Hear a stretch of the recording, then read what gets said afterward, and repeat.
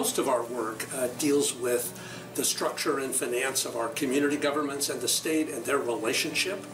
We've come through this difficult period in the last 20 years or so where the basic structure of California's government between our community governments and the state government has changed fairly radically.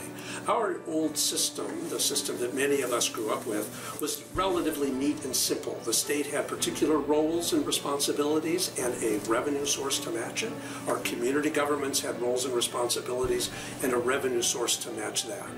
And over time, that system has changed radically. And so part of our obligation, and my role at California Forward, is to begin to rethink both our governance and our finance structure in a way that can bring back some basic semblance of order to how community governments are operating and how they're financed. There's an old model, I think in public administration that I grew up with and others, that the responsibility and the financing of that responsibility ought to be connected. If you have an obligation to provide a service, you have the obligation to finance that service, so that if a community wants a broader, more active governmental role, then they choose to finance that role. Well, we've moved a long way away from that, where the state provides more resources for community governments, and it can't do that forever, partly because the community government sees that, gee, this is a free good. We can get an expanded service and have the state finance it. So I think part of our role here is to look at how we can better construct both governance responsibilities and the financing of it in a way that's accountable, so that citizens of a community understand the nature of their governance and the responsibilities of their elected officials, and those two things are connected, as well as increasing transparency. We've lost a significant amount of our transparency when we don't connect services and financing responsibilities. I grew up in Southern California, both a grandfather who worked for the city of Los Angeles and a father who worked for the city of Fullerton, and these are in the post-World War II periods of 50s, 60s, and 70s, where there was a link between the citizen, those civically engaged, and community leaders. They were basically the same thing.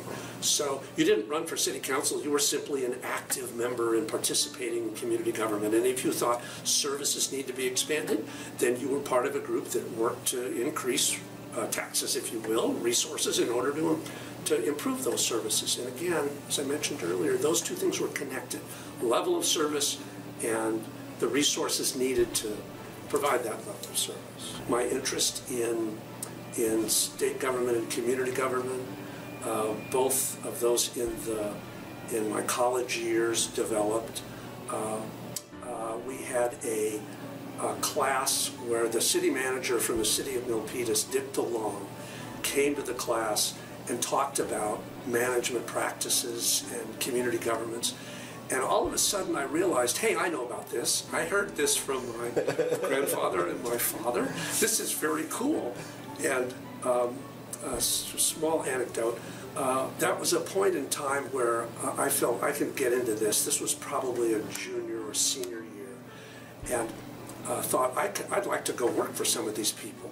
And so most city managers in Santa Clara County at that time didn't have a whole lot of money.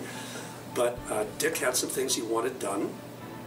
And I offered to go help, do some work. He wanted to help, and that got me into some of the municipal practices around where I was going to school.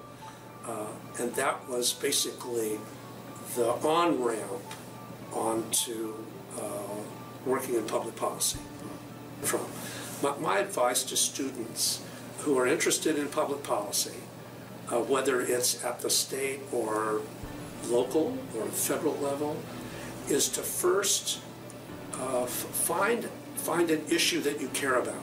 Not a governmental entity necessarily, but an issue, whether it's healthcare or criminal justice or environmental policy.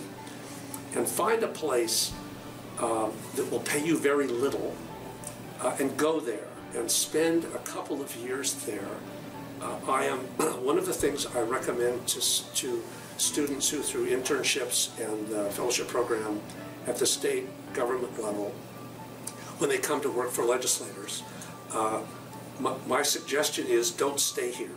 Learn from it. Go back to a community, and if there's something you care about, go in and work in that field and then come here. So as I work with people, I try to get them to look inside. Don't just give me, I need a piece of information on X, go get it, thank you very much.